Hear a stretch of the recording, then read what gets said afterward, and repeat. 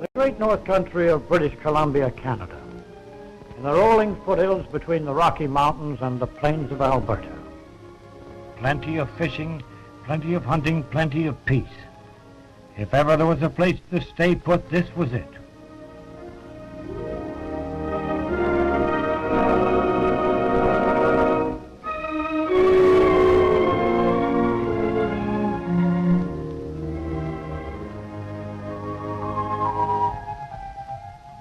But snaking off into the distance was a road I had never traveled, the Alaska Highway.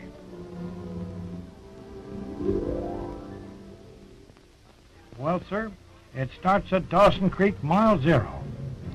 I'll just go up that road a piece, I told myself.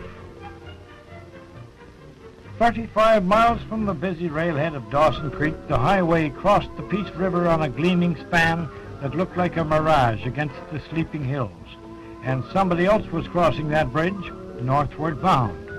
That clinched it. If I couldn't be the first, I sure wasn't going to be the last, so I drove on to Fort St. John at mile 48. I thought I'd stick around Fort St. John a while and take a look-see at the airport. It's the converging point in British Columbia's Peace River block for commercial aircraft from Vancouver, Prince George, Edmonton in Alberta, and Whitehorse in the Yukon, and Fairbanks in Alaska. The way they come in here day and night around the clock, you'd think there was a convention in town. The big attraction in this area, they told me, is gas and oil. They say there's trillions of cubic feet of natural gas under the soil hereabouts, and people of the Peace River have a pretty good idea what that's going to mean to them one day soon. Inland, hundreds of miles from the ocean, there is another sea. A sea of grain.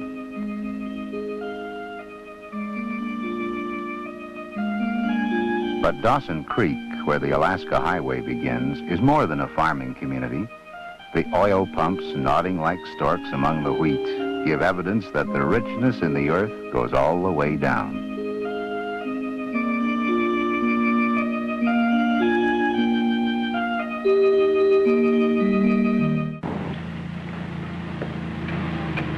Natural gas and oil abound in the Peace.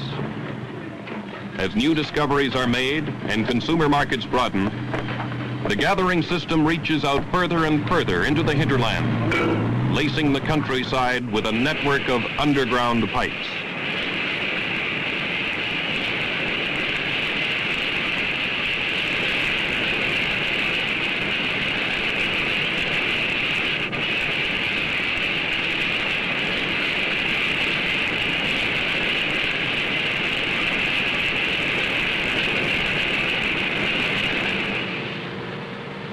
The underground arteries feed the huge refinery at Taylor.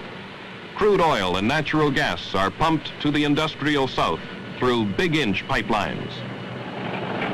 Sulfur is a major byproduct of natural gas, and thousands of tons of the bright yellow powder are shipped to Vancouver annually for local and overseas markets.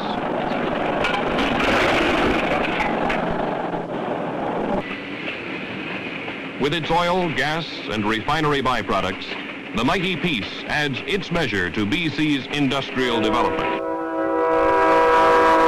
This is big country, with big industry and production to match. Day and night, the freight cars roll south, loaded with the minerals and produce of the north.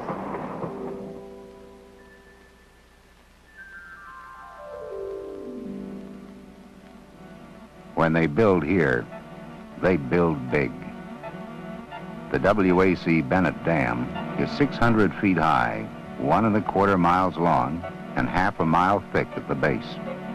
And that's only one of several large hydroelectric projects in the province.